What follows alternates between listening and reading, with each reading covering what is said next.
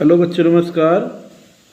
पिछले क्लास में मैं आपको गेज ब्लॉक के विषय में बता रहा था, जो कि कुछ छूट गया था। आज थोड़ा सा गेज ब्लॉक के विषय में ही थोड़ा है, और उसके बाद protector slip gauge. Gauge block seasoning प्राकृतिक कृत्रिम दोनों तरह से होती है, जिसमें सीजनिंग के विषय में मैंने बताया था। प्राकृतिक सीजनिंग क्या होती है? बाहरी वातावरण रख दिया जाता है, बाहरी वातावरण में रखने के बाद उस पर बाहरी वातावरण का मार झेलता है, उस पर जंग लगता है। उसके बाद पुनः उसकी मशीनिंग कर दी जाती है, एक्यूरेट करके उसके बनाया जाता है। तो ये हमारी सीजनिंग होती है। उसके बाद ये लिखा हुआ है, इसके बाद क्रमशः टेम्परिंग, ग्राइंडिंग और लैपिंग की जाती है।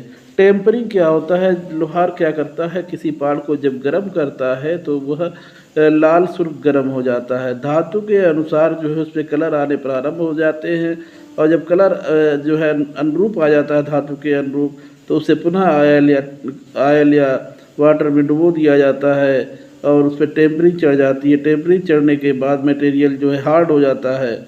तो ये हमारा टेम्परिंग होता है। ग्राइंडिंग क्या होता है? ग्राइंडर के द्वारा धातु को सूक्ष्म रूप में बुरादे के रूप में कटिंग करना ग्राइंडिंग कहलाता है। और लैपिंग क्या होता है? जब हम एमरी पेपर से किसी धातु को घिसते हैं तो वह बहुत ही बारीक कटिंग करता है। यह हमारी लैपिंग कहलाती है। लैपिंग फिनिशिंग की अंतिम क्रिया भी कही जाती है। और लैपिंग करने के लिए एक रूम टेम्परेचर तापमान रखा जाता है, जिसका 68 डिग्री फ़ारेनहाइट होता है। यह ग्राइंडिंग, टेम्परिंग, लैपिंग और सीजनिंग यह पूछा जा सकता है। और तापमान भी पूछा। लैपिंग करने के लिए तापमान कितना होना चाहिए? 68 डिग्री फ़ारेनहाइट होना चाहिए। अब देखिए प्रोटेक्टर स्लिप गेज क्या होता है। स्लिप गेजों के कुछ सेट में गेज ब्लॉकों के नीचे प्रोटेक्टर स्लिप लगे होते हैं। प्रोटेक्टर स्लिप क्या होते हैं कि गेज ब्लॉक के ऊपर या नीचे लगा दिए जाते हैं, जिससे उसकी गेज ब्लॉक या स्लिप गेज या उनसे कहते हैं जॉनसन स्लिप गेज भी कहते हैं, उसकी सुरक्षा को बनाए रखना। ये स्लिप गेज को मापने वाली सतह खराब नहीं होने देते हैं, उनकी सुरक्षा करते हैं। प्रोटेक्टर स्लिप टंगस्टन के बने, टंगस्टन कार्बाइड या हाई उच्च प्रतिरोधक स्टील के बनाए जाते हैं। प्रोटेक्टर स्लिप गेज के स्लीप काहे के बनाए जाते हैं? टंगस्टन कार्बाइड या उच्च प्रतिरोधक स्टील के बनाए जाते हैं। ये स्लिप गेज ब्लॉक को गिरने से बचाते हैं।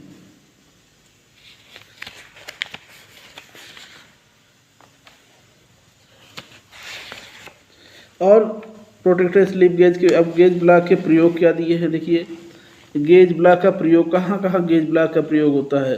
प्रोटेक्टर स्लिप गेज का फिगर मैं आपको दिखा देता हूँ कि वो होता कैसे है।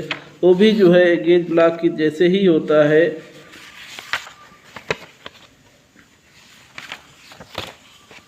ये देखिए, ये हमारा इसके ऊपर में प्रोटेक्टर स्लिप गेज रखा हुआ है, नीचे प्रोटेक्टर स्लिप गेज रखा हुआ है, और ये बीच में हमारे स्लिप गेज हैं, जो कि स्लिप गेज की सुरक्षा, स्लिप गेज या गेज ब्लॉक कहते हैं।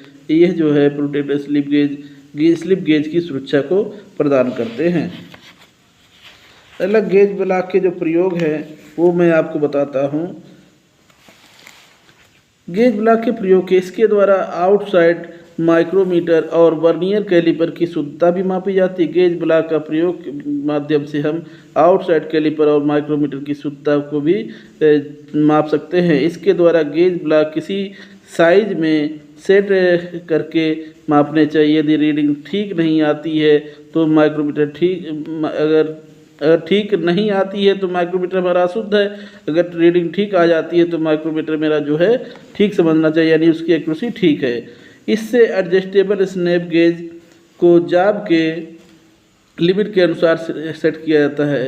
Adjustable snap gauge snap gauge क्या होता है? अंग्रेजी के सी अक्षर के आकार का होता है। अगर वह 10 mm चेक करता तो 10 mm चेक करेगा, क्योंकि गेज निश्चित मापी औजार होता है। और यह हमारा टाइप्स है, प्रकार है snap gauge, adjustable snap gauge.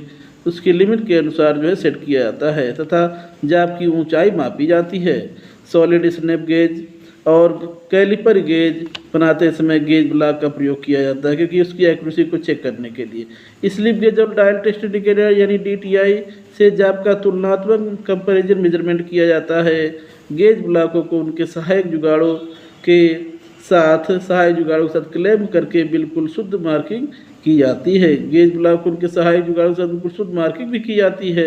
Angle gauge block को रिगिंग एक्शन में लाकर किसी भी कोण को मापा जाता है। एंगल गेज ब्लॉक जो है एंगल्स पे बने होते हैं। रिगिंग एक्शन क्या होता है, जब दो गेज ब्लॉकों को आपस में सटाते हैं तो इतना फिनिशिंग किया हुआ होता है, उसमें एयर प्रवेश नहीं करता है, वो आपस में मैग्नेट के काम करते हैं, चिपक जाते हैं।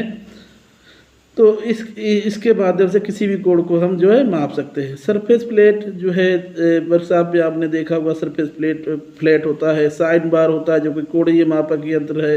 इस गेज ब्लॉक लगाकर जो है gauge block, sine block, DTI का प्रयोग करके किसी भी जाप का कोण मापा जाता है। DTI डायल टेस्ट इंडिकेटर है की सहायता से इसका प्रयोग करके कोण मापने के लिए किया जाता है। गेज ब्लॉक अगर हमें जानते हैं तो हमें सरफेस प्लेट के विषय में पता होना चाहिए, साइन बार के विषय में, डायल टेस्ट इंडिकेटर के विषय में पता होना चाहिए, जिससे हम किसी जाप के कोण को मापने के लिए प्रयोग कर सकें। तो बच्चों अगली क्लास में हम आपको जो है साइन बार के विषय में बताएंगे। सो थैंक यू, धन्यवाद।